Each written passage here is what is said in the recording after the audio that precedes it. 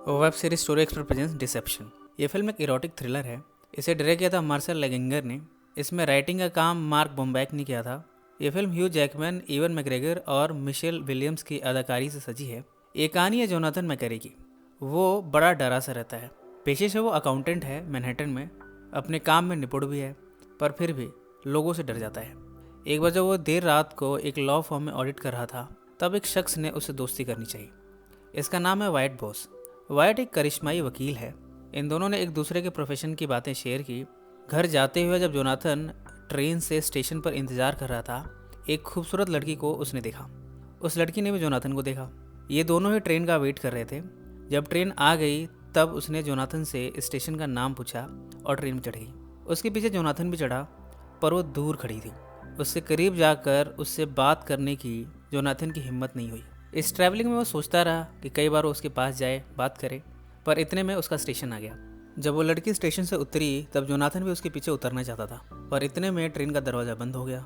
Jonathan जब अपने घर पहुंचा तो उसने देखा कि उसके बेडरूम का पाइप लीक कर रहा है और इसकी वजह से घर में दाग धब्बे बन गए हैं। कुछ ही दिनों में वाइट और जोनाथन बड़े अच्छे दोस्त बन गए हैं। इनकी मुलाकातें अक्सर होती रहती हैं। अब कुछ हफ्तों के लिए वाइट लंदन जा रहा है अपने किसी काम से, पर गलती से वो अपना फ़ोन जोनाथन के पास छोड़ गया, जबकि जोनाथन का लेकर चला गया। जोनाथन के पास जो वाइट का फ़ोन छूट गया है, उस पर एक लड़की का फ़ोन आया है। उस औरत ने पूछा कि आज रात को वो फ्री है। जोनाथन ने हाँ कर दिया और होटल के उस बार में जहाँ उसने बुलाया था मिलने गया। इसके बाद दोनों एक कमरे में गए जहाँ दोनों हम बिस्तर हुए। सुबह उठकर जोनाथन को ये रियलाइज़ हुआ कि वाइट शायद किसी ऐसे क्लब का मेंबर है जहाँ ये औरतें उसके संपर्क में रहती हैं और जब चाहे वो इन्हें अपने रूम में बुला सकता है। जोनाथन को भी इसमें इंटरेस्ट आने लगा है।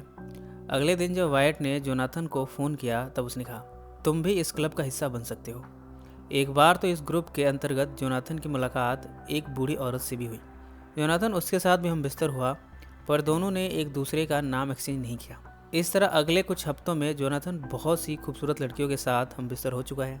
एक शाम जब उसने एक औरत को फ़ोन पर बार में मिलने बुलाया था, तभी वही लड़की निकली जो उसे ट्रेन स्टेशन पर मिली थी।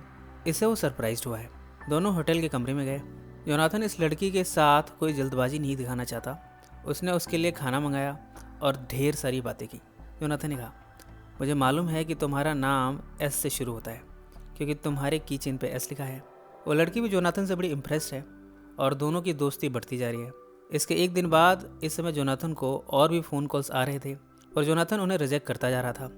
उसने सिर्फ उस लड़की जिसका नाम एस से शुरू होता है, सिर्फ उसी का फ़ोन उठाया। इसके बाद उन्होंने कई घंटे एक साथ बिताए। इसके बाद ये होटल रूम में पहुंचे।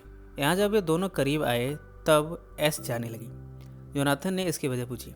एस ने कहा, मुझे बर्फ़ लाने जाना है। जोनाथन उसे रूम में छोड़कर खुद ही बर्फ़ लाने चला गया, पर जब वो कमरे में लौटा तब वहाँ कोई नहीं था। सामान इधर उधर बिखरा पड़ा था। उसने हर जगह एस को ढूंढा। अचानक से किसी ने उसे मारा और वो बेहोश हो गया। इस समय कमरे में सारी चीज़ें बिखरी हुई थीं।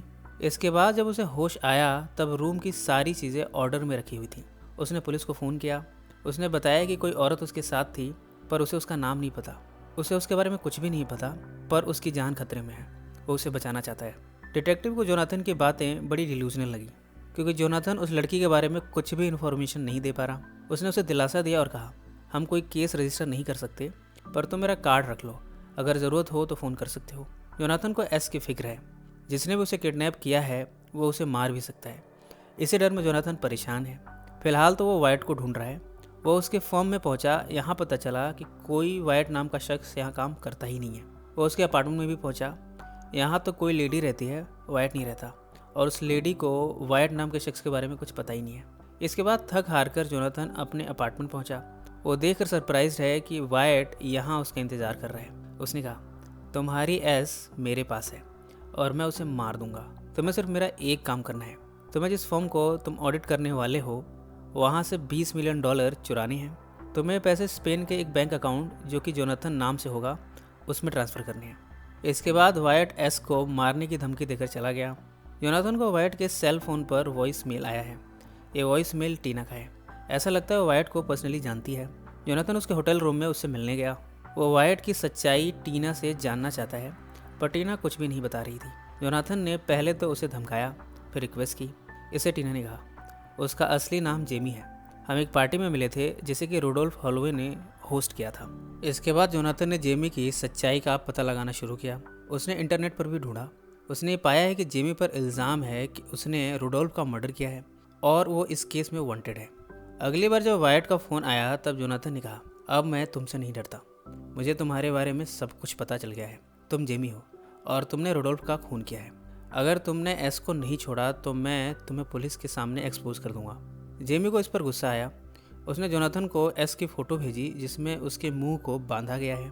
जेमी ने कहा, मैं इसे मार भी सकता हूँ। अब तुम वो करो जो मैं कहता हूँ। अब जब ऑडिट पर वो पहुंचा तब उसने वही किया जो उसे जेमी ने कहने को कहा था। उसने $20 मिलियन ट्रांसफ़र कर दिए। जेमी ने फिर से एस की फ़ोटो भेजी और कहा, वो तुम्हारे अपार्टमेंट में इंतज़ार कर रही है। जोनाथन ने इस फ़ोटो को बड़े गौर से देखा।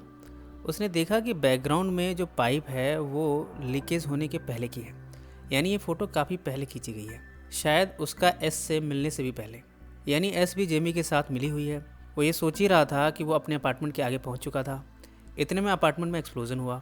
ये सब कुछ दूर के अपार्टमेंट से जेमी देख रहा था। जेमी जब जोनाथन के नाम के पासपोर्ट पर ट्रैवल करता हुआ स्पेन के कैपिटल मैड्रिड के होटल में पहुंचा है, यहाँ एस उसका इंतज़ार कर रही है। एस ने जानना चाहा कि जोनाथन है कहाँ। जेमी ने बताया कि उसने मार दिया है। ये सब जानकर एस बड़ी अपसेट हुई है। उसे दुख हो रहा है कि किसी ने उसके लिए इतना सब कुछ किया और उसी ने उसको धोखा दे दिया। इसके बाद जेमी ने उससे कहा, मुझे मारना ही पड़ा, नहीं तो वो हमारे लिए ख़तरनाक हो सकता था। तुम तो ये देखो कि हमारे पास $20 मिलियन आ रहे हैं। एस को कन्विंस करते हुए उसके साथ हम बिस्तर भी हुआ। उसने कहा, मैं तुम्हें $1 मिलियन एक्स्ट्रा भी दूंगा क्योंकि तुम्हें मैंने एक वेश्या बनाकर भेजा था इसके लिए। इन सब के बाद दोनों बैंक पहुंचे पैसे निकालने। यहाँ एस को बाहर बैठना पड़ा क्योंकि सिक्योरिटी के तौर पर एस अंदर नहीं जा सकती। जिमी जब जोनाथन के नाम से पैसे निकालने गया, इस समय उसके पास जोनाथन के नाम का पासपोर्ट भी था, पर तभी बैंक ऑफिसर ने उसे कहा, इस अकाउंट में हमें जॉइंट होल्डर वायट के सिग्नेचर चाहिए और वायट का यहाँ होना भी ज़रूरी है। जेमी को यह सब सुनकर हैरानी हुई। जेमी ने कहा, मैं कुछ करता हूँ। जब वो बाहर आया तब उसने देखा कि एस यहाँ से गायब है। यहाँ उसे जोनाथन मिला है, यानी वो मरा नहीं था, बच गया था और उसने बड़ी चालाकी से इस अकाउंट को जॉइंट अकाउंट बनाया था वायट के नाम से और इसलिए वो वायट के नाम का पासपोर्ट भी लाया है। उसने कहा, मुझे इसमें आधा हिस्सा चाहिए। मजबूरन इस समय जेमी ने हाँ कर दिया। इस तरह इन्हें $20 मिलियन 2 बैग्स में रख के दे दिए गए। जब ये बाहर निकले तब जोनाथन ने कहा, मैं तुम्हें $5 मिलियन और दूंगा, बस तुम मुझे ये बताओ कि एस कहाँ है। जेमी इस बात पर एग्री हो गया। उसने कहा, मेरे साथ आओ।